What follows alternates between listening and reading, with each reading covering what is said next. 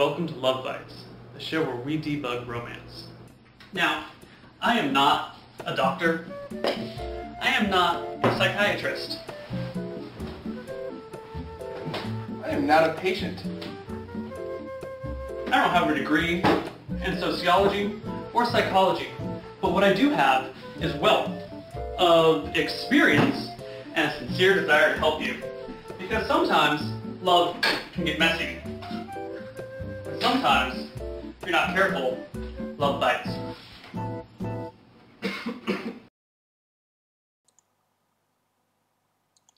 Hey everybody, and welcome back for our second section of LoveBytes.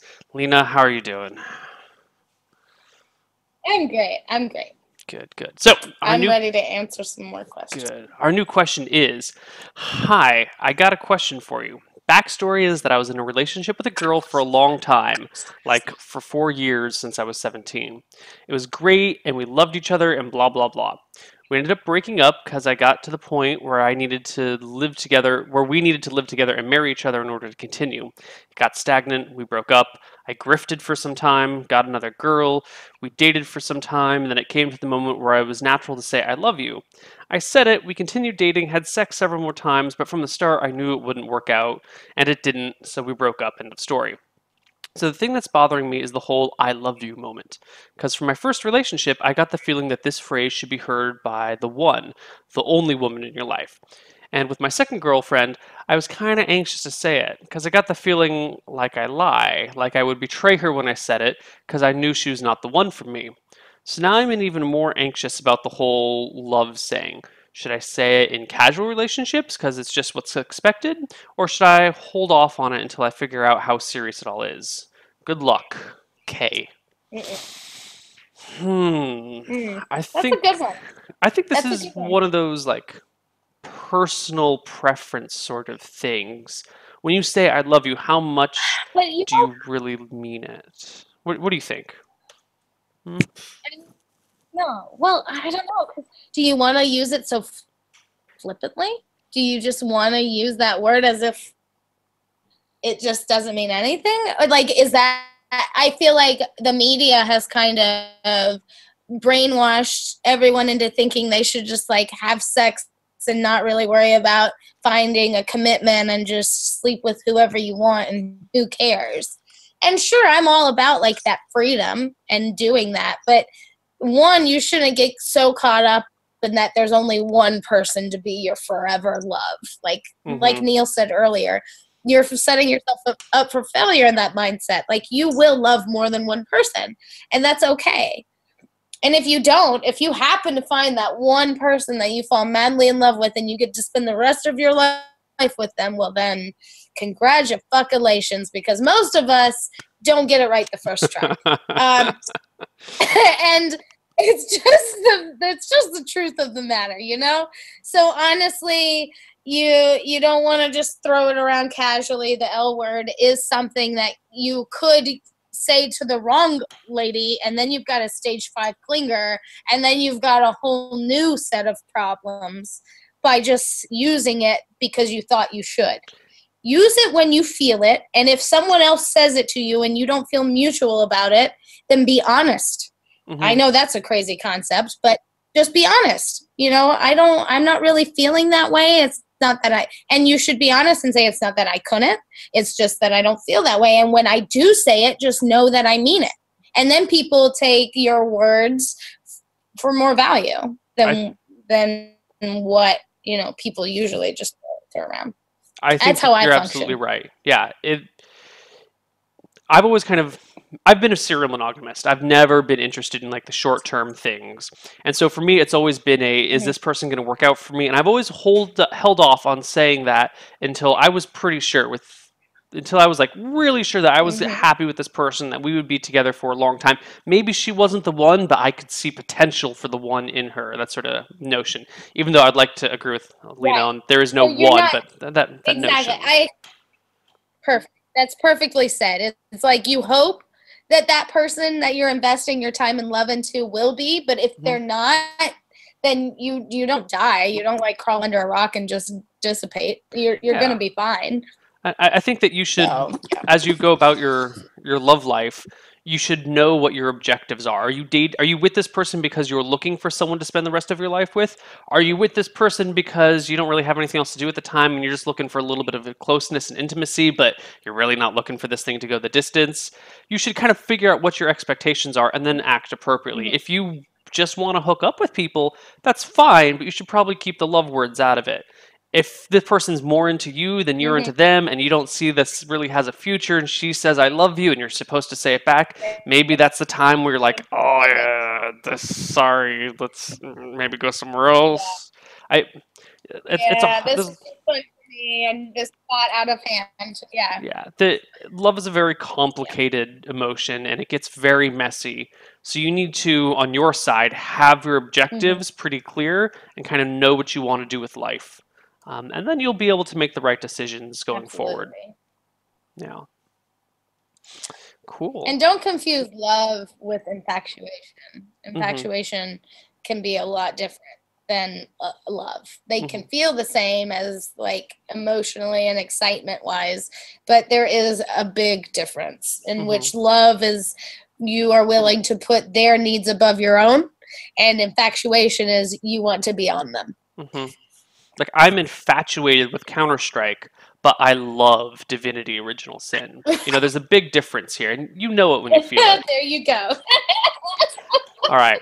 Next question. Dear LoveBytes, is there a good place to meet the nerd, geek, gamer girl? Help, please. Well, I think the real question you're asking here is, I am into nerd culture, gamer culture, geek culture, and I want to meet someone else who's into those same things. So you're not trying to meet a nerd, geek, gamer girl, you're trying to meet a girl who has your same interests. So we need to be clear that that's what you're looking for. It's not necessarily a nerd, geek, gamer girl. You're looking for someone who has a similar interest set than you. And to that, I would say go out to the places where the people who like the things that you like gather. So go to a game shop, go to a convention. Just do Sign up for Meetup. Go ahead. Yeah, no, that's what I'm saying. Meetup, like meetup.com or Meetup, whatever. You just Google Meetup.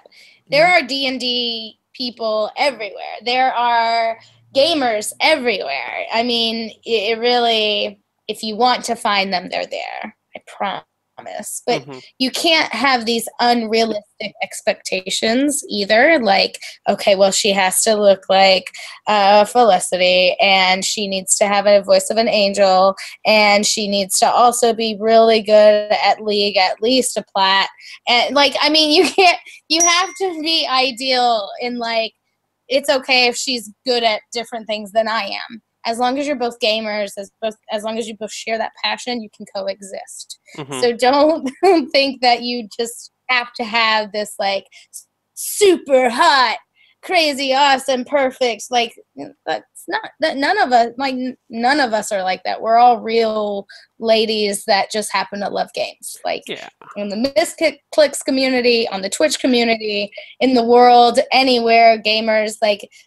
You will find ladies that will enjoy your time and you can connect with and such in the gaming community. But remember, you also have to put yourself out there as much as they have to put themselves out there. Yeah. And as we all know, gamers, we all kind of struggle with social interactions. So, like, you have to just, like I said, put realistic expectations out on the table. Yeah, and you if you're looking for someone who's into those same things as you, you should go to the places where the people who are interested in your things gather. You should, as Lena said, look up the meetups, go to the conventions, hang out at your local game stores. Any place where the people who like your things get together, go there and meet people. And you're never going to find that person who is perfect for you the moment you meet them, because there's no such thing. A relationship is two people growing together and around each other and learning from each other and growing as a unit.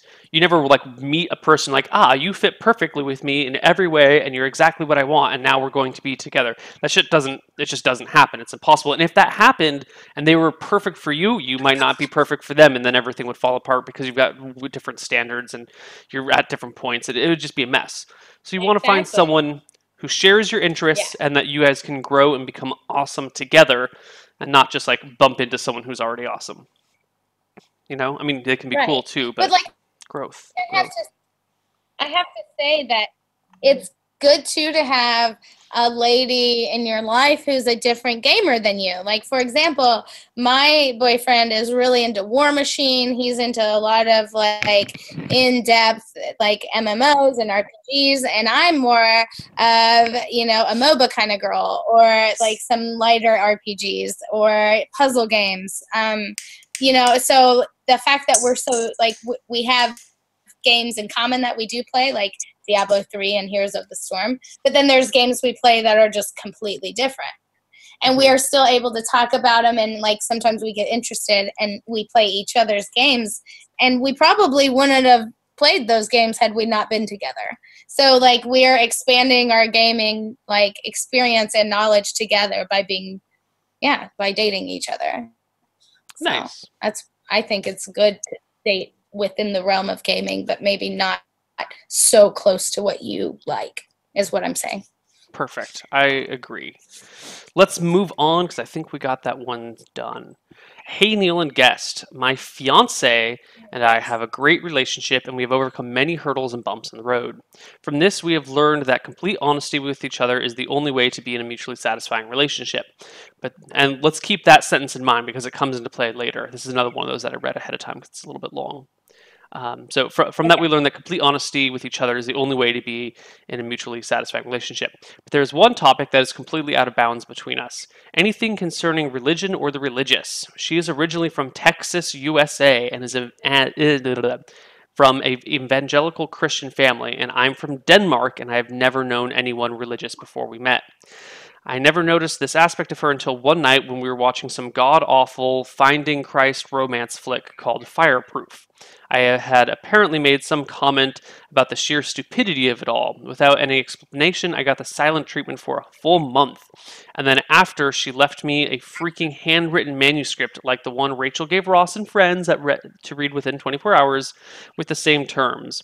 In it, she wrote something along the lines of that we simply couldn't be together unless I could learn to accept her as she is, and if I would apologize for my comment and never do it again. And I didn't even know what the hell I said in the first place. I duly did so, but I have walked on eggshells since then, and I'm extremely cautious about of being a man. You guys never know. You never know what you say. You never know. Shit, what was it? What did I say? Oh, fuck. And the painful thing is most women can't laugh about that and embrace it. Most women are like, that's your ultimatum. And it's like, they're left there like, I ate a sandwich earlier. Poor guys. Poor guys. Okay, sorry. Go ahead. All right. But I've walked on eggshells ever since, and I'm extremely cautious about it when I talk to her in general. I can't even talk to her about American politics because over there, religion and politics are all tied together, and so it goes for a lot of topics. I should add that I am absolutely non-religious and more so anti-theist, but I am not trying to be dickish about it, and I'm not trying to and I'm not ridiculing religious people for the beliefs, but I will absolutely ridicule people for doing ridiculous, often cruel and bigoted things because of their beliefs in the supernatural.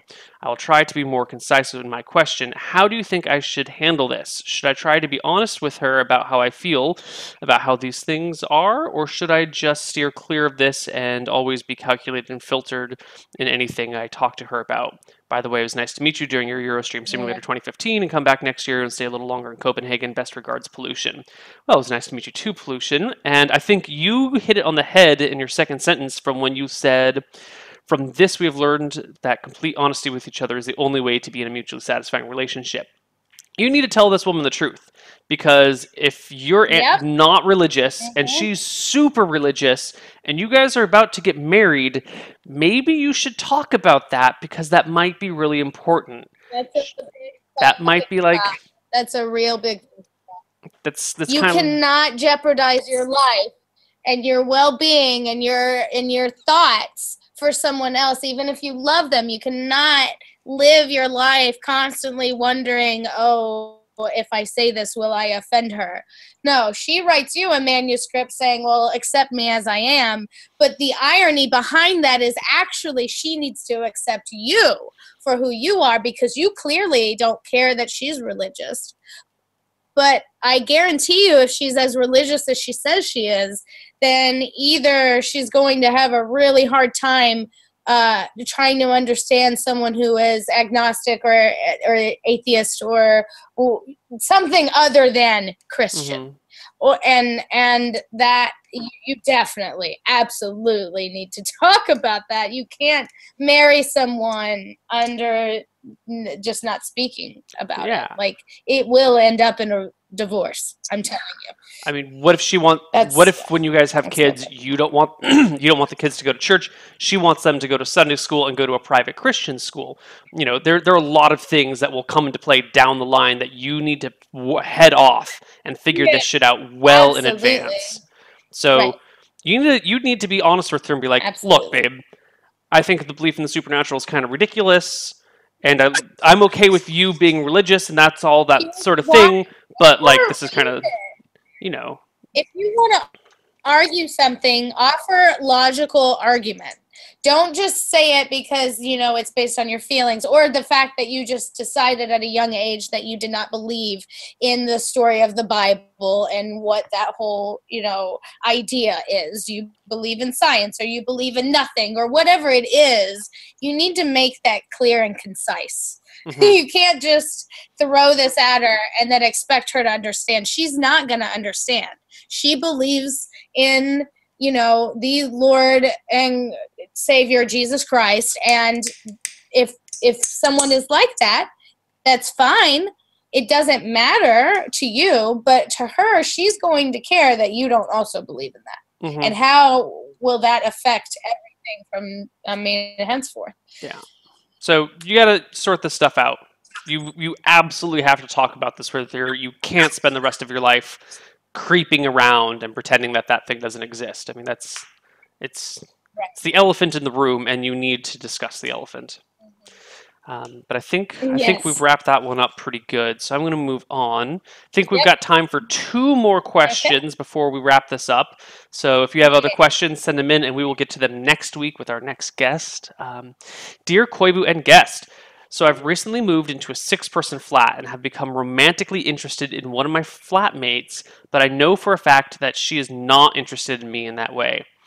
This can often make it difficult to be in her presence for obvious reasons. This wouldn't be an issue if we didn't have mutual friends, but as it stands, most of my friends in the area are also friends with her. How can I stop the pain that comes from being near someone that I have all these feelings for, but does not reciprocate them? Signed, Anonymous. You're in love with your roommate who clearly doesn't love you. What do you do about that, Lena? Well, honestly, you just try to find someone else that you do also, you know, you're not committed to her. Sure, you have feelings for her. Sure, you find her very attractive. You'd like to do things with her maybe. But you can also feel that way about other people. You just need to go out away from that crowd. There are other people out there in the world who are also attractive, who will also have things. Maybe you'll like them even more than the girl you currently have a crush on. It's probably because you spend a lot of time around them. You're living in close quarters with them. You're getting to know them. And if you're single, you're clearly in a position to where there's always a small part of you that's looking for someone, your companion. So, you know, that always is an underlying thing. And if you know, enjoy her, she makes you laugh, whatever, you could start having feelings for her. But that doesn't necessarily mean that she is going to feel that way. And that's okay, because there are other girls out there that will have interest in you. So you just need to go outside that circle, not see her as much, not be around her as much. But they're the roommates. Who knows? Maybe you not around as much. She might start thinking about you and wondering, well, maybe I do kind of like him if she doesn't see you as much. You don't know what kinds of things. Girls are unstable and they're crazy, okay? Because I've dated a lot of them, and I know for a fact that you not showing interest anymore suddenly could possibly pique her interest. I know that sounds insane, but hey, try it. Yeah. I think they're roommates. That's hard to avoid her. if you're trying to stop being Yeah. interested in someone, I think one of the good ways to do that is to look for faults in them. Because early on, when you're infatuated with someone, before it Yeah. turns into I real think that love, irritates and me. you've got this like thing going on, you're like, oh my god, she's so cool. Look at this thing she's doing. She's so cute, yada, yada, yada. And then if you end up being like, oh, but she's got these couple of problems here. It's really easy to kill love early on if you're looking for faults in someone and looking to destroy it. So no one's perfect, and you can destroy any Can potential destroy. relationship by finding a fault in someone that's really not that big of a deal and just overanalyzing it. So I say overanalyze this thing she does wrong and make yourself be like, you know what? She's kind of cool in all these ways, but can you? She paints her nails in weird ways. That's like who takes the time to paint their nails? What a waste of existence and money. She bites her fingernails off after she paints them. What? Mm-hmm. Yes. Mm-hmm. Yeah, you got to You'll find find the something. things that annoy can you do about her and focus on those because you're roommates and you can't escape her. So you got to get over this shit fast. And as Lena was saying, find love somewhere else. This thing will fade. So I think the two-pronged approach of finding reasons that she's not actually that great. I mean, she's cool. She can be your friend. You guys can hang out, but there's not going to be any love here. I mean, she bites her fingernails. That's gross. And then finding someone else that you're into as well. I think a two-pronged approach is good. Yeah, I hope that helps you out, Mr. Anonymous. And I think here is our last question for the week. Dear Neil and guest, my problem in love and socializing in general is that I don't talk much. It's not that I'm afraid of what others think or anything like that. It's just I don't like to talk. By don't like to talk, I don't mean that I'm asocial and will go out of my way not to converse. It's just that I don't have much to say and can't go on talking and stuff or expressing myself through words. I'm also bad at continuing conversations. Almost all conversations end by me not knowing what to say, so we just stand there awkwardly, silence for a while until the person I'm talking to finally has had enough and says they have to leave or comes up with an excuse to spare my feelings or something. So any kind of advice you have for a man of few words and how to keep conversations going would be appreciated. Thanks in advance. Anonymous. Well, I happen to be dating a very, very, very, very, very big introvert. And my introvert took like 6 months to say hi to me. And that's okay. The point is that he did, and we're together now. So there's progress here. One thing I can appreciate about Ryan is he did make it very clear that he was like that. So he said, I'm a man of few words because I don't really know what to say. I'm pretty nervous and I have anxiety, so he just kind of put it out there for me. He felt really comfortable with me to begin with. People typically feel that way about me when they start talking to me and realizing that, I'm not there to judge them. I'm just there to talk and hang out. So he was able to open up in that regard. But I would say you need to do the same. If you're finding it, you're getting anxious because you don't know what the fuck to say, that's okay. Just let people know, like, this isn't my strongest suit. I'm not very good at conversations. So if you don't mind taking the reins and kind of controlling the conversation, that'd be great. You can be open about that and people will appreciate it more. Yeah, I think being honest to who you are and letting other people know that you're just kind of the strong silent type, which is a thing that people do like. That works. Also, if you want to be a better conversationalist, the only way to be a better conversationalist is through practice.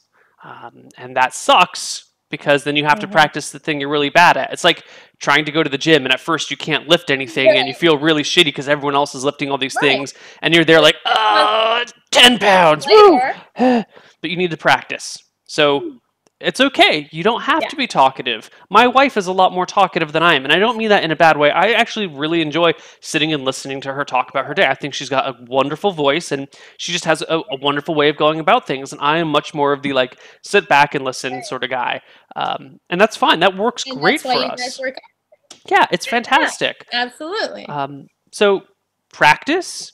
and accept yourself for not being a great conversationalist because it's not that big of a deal. Strong, you got to do the strong And I silent think type. You can't do the cowardly silent type. honestly, though, I think they're like deep down inside, though, if somebody is able to melt away your layers, you probably can't shut the hell up. I bet you're one of those types that are just, you don't really have much to say until they get to that point where you can just talk to them about everything, and then you just can't stop talking. Yeah. Because that's what my introvert is very much. I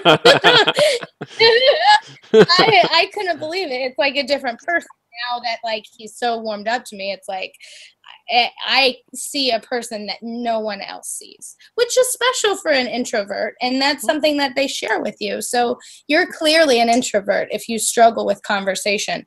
Extroverts don't struggle with conversation. It's just they naturally are bubbly and conversationalists, and that's just kind of their personality trait. And your personality trait is an introvert, and that's okay. But you need to just find a way to work past it so you can connect with somebody who could be like me for my introvert, and you have somebody who helps you out of your shell a little, but overall just kind of lets you be who you are. And that's what you ultimately need to find. Yep. I think that's it. I think we have solved all the bites for today. I think this was a great restart to LoveBytes. It has been way too long, and I would love to give. I want to give Lena a big round of applause. Thank you very much for coming on, being our first guest back with this show. And if you don't mind, I'm going to steal you back another time in the future. Absolutely. If you guys want to, throw some more questions my way and bring me back on, I'd be more than glad. Perfect. Do you have any shout-outs that you would like to give at the end of the show? Who are you? Where can people find more Lena? Yeah, I'm Ganjalina. I'm really, really prominent in the medical marijuana advocacy and mental health advocacy. I am a combat veteran. Many of you might not know that. A disabled one at that. So I have been living in Washington for 6 months, and in that time I have taken on really pushing that and really helping raise awareness, a positive awareness. And then, of course, I hang around with Miss Clicks, and I do some stuff on Miss Clicks. I love #feminism.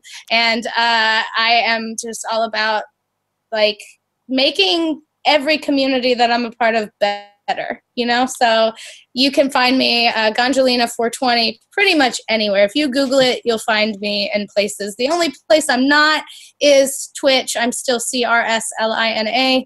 You find me there streaming randomly. So can't make any promises. I am a daily scoper, though. If you're familiar with Periscope and you enjoy things that I enjoy, then you'll enjoy. What is Periscope? Periscope is like a brand new broadcasting type live streaming.